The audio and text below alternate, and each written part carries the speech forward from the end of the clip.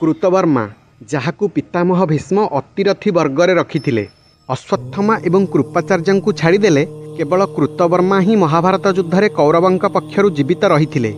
एमिति कौन कारण थिला जे कुरुक्षेत्र युद्धरे कौनसी पांडव कृतवर्मा को मारी पारि नथिले? कौन रहस्य थिला तांको जीवित रहिबारे? से केते शक्तिशाली थिले? तांकर मृत्यु किपरि हेला? आजिर भिडियो रे आसंतु विस्तार भावरे जानिबा कृतवर्मा संपर्क रे। जय पतितपावन जगन्नाथ, जय सनातन। आपण देखुछंती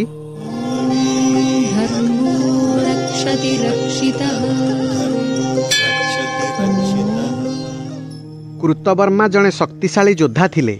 जदिओ से भगवान श्रीकृष्ण नारायणी सेनारे थिले, किंतु युद्ध लड़ी थिले कौरवंक पक्षरु। से भोजराज हृदिंक पुत्र थिले। से वृष्टिवंशर 7 सेनानायकंक मध्यरु जणे थिले। से सात्यकींक परि जादव वंशर जड़े शक्तिशाली योद्धा। महाभारत आदि पर्व अनुसार से जड़े अति कुशली धनुर्धर थिले। से कुरुक्षेत्र युद्धरे संपूर्ण 18 दिन युद्ध करथिले। यह कौनसी साधारण कथा नुहे। युद्ध आरंभ समय जेतेबेले अर्जुन सहायता पाई श्रीकृष्ण निकट को जाइथिले, सेतेबेले सेठी दुर्योधन श्रीकृष्ण को तांको नारायणी सेना मागिथिले। सेथिपाई कृतवर्मा जादव होई मध्य कौरवंक पक्षरु लढ़िथिले। से नारायणी सेनार सेनापति होई कौरवंक पक्षरु युद्ध करथिले।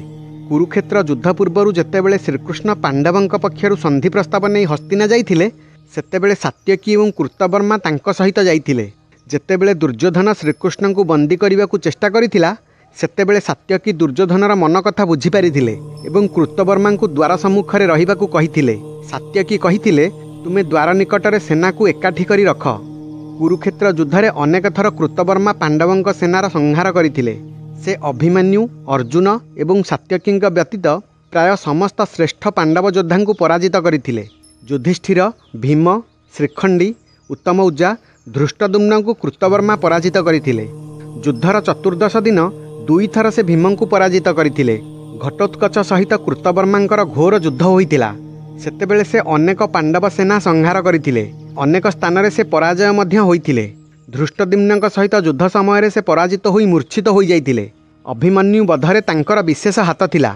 जेतेबेले गुरु द्रोण अभिमन्यु को काबू करने परामर्श देइथिले, सेतेबेले कर्ण अभिमन्युक धनु काटी देइथिले। कृपाचार्य तांकर 2 सारथी को मारी देइथिले। सेही समय कृतवर्मा अभिमन्युक घोड़ा को मारी देइथिले। जेतेबेले भीमक हाथ में दुर्योधन बध हैला, सेतेबेले अश्वत्थामा क्रोधरे समस्त पांडवों को मारिबार निष्पत्ति नैथिले एवं शोइथिबा अवस्था समस्त पांडव पुत्रं को मारिथिले। सेतेबेले कृतवर्मा जानिथिले एहा युद्ध नीतिर विरोध एवं पाप। तथापि से अश्वत्थामा को अटकाई नथिले, बरं से पांडवंक शिविर रे अग्नि संयोग करथिले एवं शिविररु बाहरुथिबा योद्धामानंकर वध करथिले। से अश्वत्थामा को संपूर्ण सहयोग करथिले। कुरुक्षेत्र युद्ध समाप्त परे से दुर्योधनर मृत्यु सूचना धृतराष्ट्र को देई निज राज्य को फेरी जाइथिले। युद्ध समाप्त हेबार 36 वर्ष परे भगवान श्रीकृष्ण जानिथिले कि ऋषिमानंकर अभिशाप सत्य हेबार समय आसी जाइछि। से समस्त यादवों को तीर्थयात्रा रे जिबा पाई कहिथिले। जेतेबेले यादव माने प्रभास तीर्थरे थिले, सेतेबेले सेठी समस्ते अत्यधिक मद्यपान करिथिले। सेठी सात्यकी कृतवर्मा को कहिथिले, तुम परि एमिति केउ क्षत्रिय अछि जे अचेत पड़िथिबा योद्धा को नृशंस भाव हत्या करिवो? कृतवर्मा एहार उत्तर देई कहिले, भूरिश्रवंक हाथ कटि जाइथिला। से भूमि रे पड़ी जाइथिले। सेतेबेले तुमे तांकु अति निष्ठुर भाव हत्या करिछ एवं निजकु वीर कहुछ।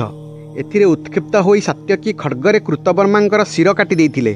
मृत्यु परे कृतवर्मा मरुतगणक सहित मिसिगले। आशा करुछि भिडियो आपनकु भल लागिथिबो।